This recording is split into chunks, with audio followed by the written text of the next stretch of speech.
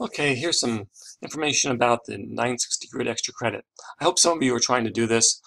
If nothing else, I hope you take a look over the 960 website and review a little bit about what it's about. The 960 system is very influential, especially in designing and prototyping, and sometimes in production too. So, what's going on here, this is the assignment, which you can download and look at, of course. I'm giving you till 10 o'clock on Saturday to do this if you wish. And you download from Moodle a 960 zip file, and we're going to open up the zip and follow these instructions. Really, the instructions are pretty sketchy, and you really have to follow along with this video to do it. And then, first we're going to do some practice with something called a test file. Then we're going to do what you would really submit for part 1 of the extra credit if you wish to do it. And here's the instructions, but again, you should probably follow along with me. But if you really want the big time extra credit, then you're going to go, and by the way, this is a sketch of what we're going to be doing for the regular extra credit part 1. Then we're going to be doing a part 2 extra credit, and I'm not going to do that with you. You're going to have to do it on your own based on what you've already learned at this point, using some new images and making sort of like your own page with it. So we'll see. That's a big time extra credit though. Okay, so to talk about 960, I guess we should go look at the 960 website. And here it is. If you were to click on this big old download button here, this is the 960 website, you would get a zip file that had a huge amount of stuff in it. The zip file that I'm giving you to download from Moodle is actually a subset of this one. I've taken out a lot of the confusing extra things, but there's nothing wrong with this zip file if you want to go look at it and download it. It's all free, by the way. 960 grid system is all free.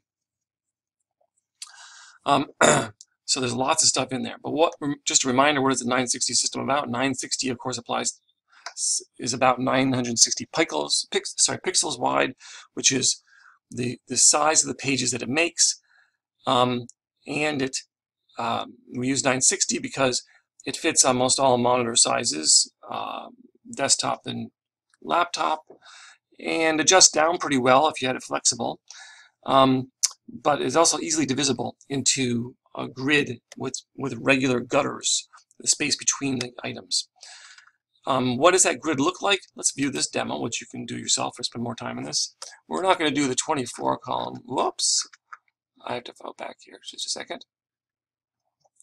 The dimensions here, that's what I should have clicked on. We're doing the 12 column grid. There is actually lots of other grids within this, but we're going to do the 12 column grid, which is the easiest and most common, really. The actual page you see is 940 wide because the gutters are 20 pixels. So to make that all work out, there's a 10 pixel gutter on either side of the page.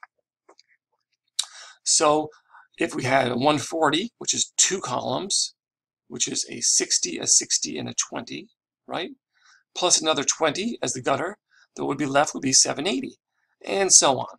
So if we want something that's 1 wide, that's how wide it is, 2 wide, 3 wide, 4 wide, and we can move it around anywhere on those, like this one is. And we can use other combinations of those things to make them work out. We're not doing 16 column.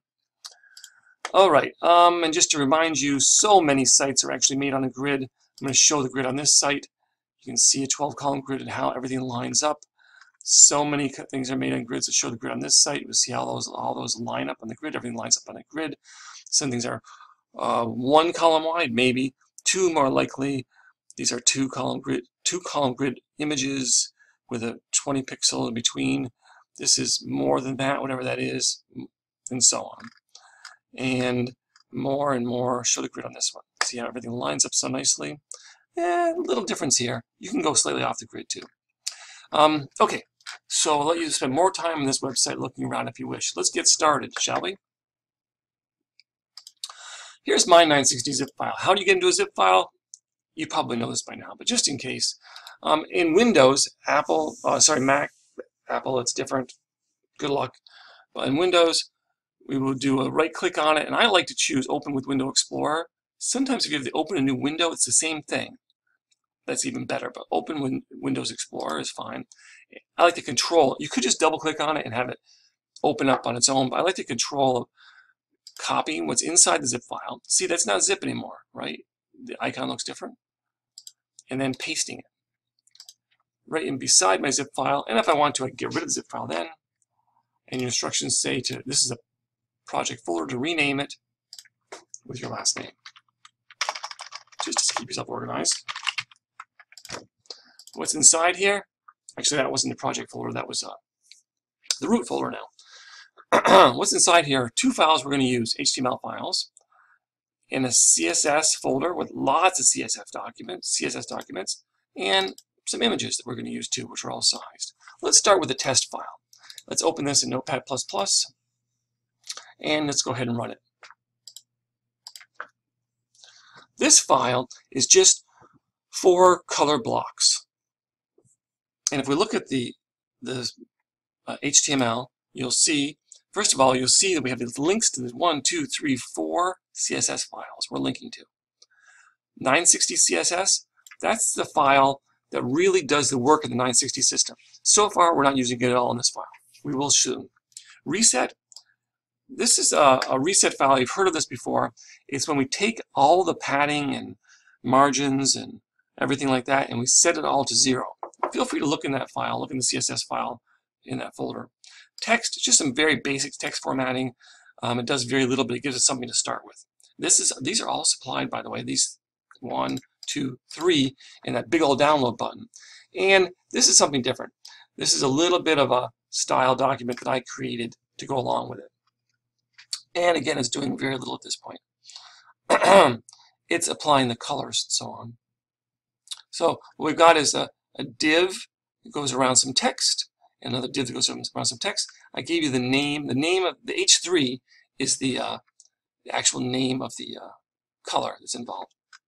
All right, so what are we going to do? Well, we're going to set a lot of classes.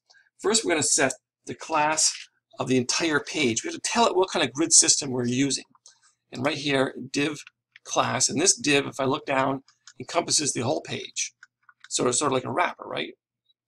And we're going to give this a class of container underscore 12. We're going to do lots of underscores too. Save that and run it. Well, what happened?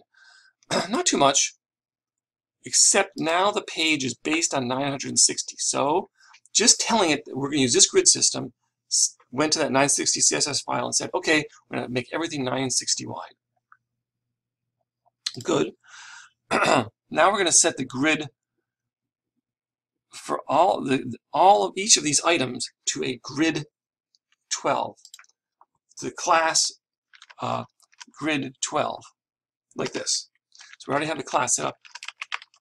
Oops, grid underscore 12. In other words, we're telling each of these items that we want you to be, each of you, 12 columns wide of this column grid work that's been set up. I'm just going to paste it all in each one. And you may think this doesn't do very much. It doesn't do too much. I'll show you though. Let's run it again. Boy, it looks the same. Not quite. Look at the difference. The difference is we're really on 12 grids now. This was 960 wide. This is 940 with a little bit of column either side. But now it'll make more sense. Let's go ahead and we're going to take this bottom one, this pink one, deep pink, and we're going to move it around. Or we'll change the size of it. Let's go to this. You should do this along with me, by the way, and pause as you go. Just practice. Let's make it grid 6.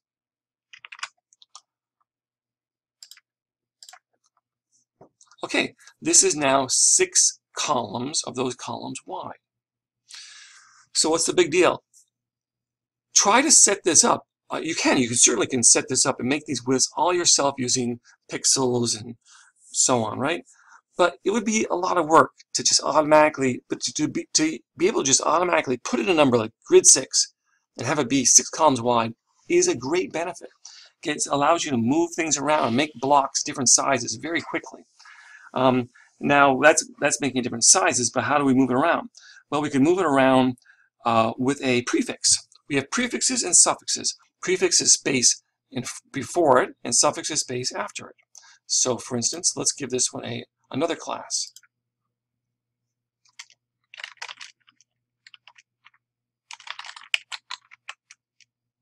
Oops.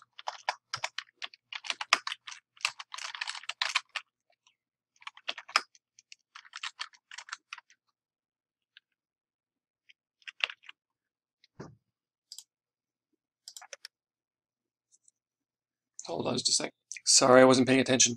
When you have multiple classes or IDs, but we're only doing classes for the grid system, they can all go inside the same quotation marks that follow class. So this is a class of grid 6 and a prefix of 3, and what happens if we do that? It's pushed it over 3 columns, and we haven't dealt with this space. This is just the space remaining. Okay, let's do something else. Let's make a 6693 as far as the grids we're going to do. Okay, we're going to go up to the top one, 6, 6, 9, and 3. I'm going to just get rid of the prefix and stuff and just make this grid underscore 3. Let's run that. See how that worked? A 6 and a 6 and automatically gets a gutter in between. No spacing here, but we could deal with that with top margin on these if we wanted to, or that's another way we do it too. I'll show you in a minute. And then 9 and 3, so those worked out. But what if we turn this around? What if we made it 3993?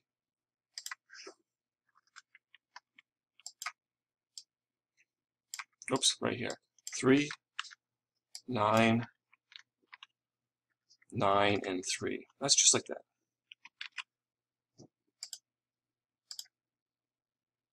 Okay, you see the problem here. We have a 3, 9. This is another 9. You'd think it would be over here, but it didn't. This is a float problem. Remember, when we float things, they want to jump up, and that's really what's happening here is floating. The next one in line will jump up if it can into another spot. So we have a float problem here. Normally, how would you deal with this? With a clear. And there is a way to use a clear with this, but we have to make a div in there and give it a class of clear. That's one way to do it. Let's go ahead and take a look in the CSS. So the problem is between, after these first two, the problem is right in here, right?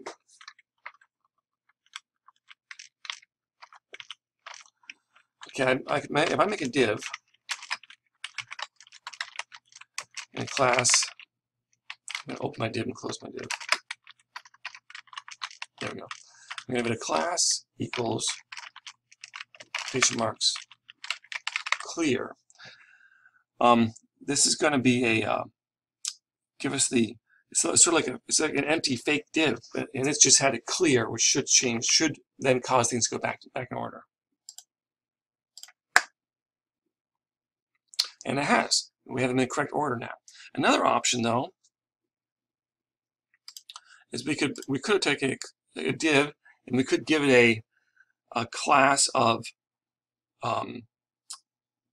grid 12, let's say. So it's like a spacer in here. But this would help if we give it some content, and then it would make it work even better. And a good thing to use is sort of like a space that's going to be invisible, but it's going to be like content inside a div, is a non-breaking space. And there is a special code for that, which we haven't really used much, but this is a special character that you should learn something about. NBSP, non-breaking space, semicolon. Let's run that. See how not only did it fix our problem by jamming in a 12 in here, it also, because it has some content, it gives us that space here. All right?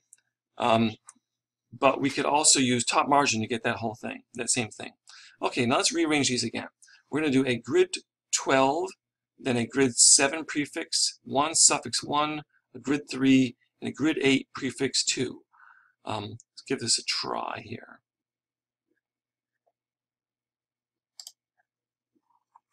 So I said, oh, we're going to be running out of time. I'm going to start this one in a new piece of video.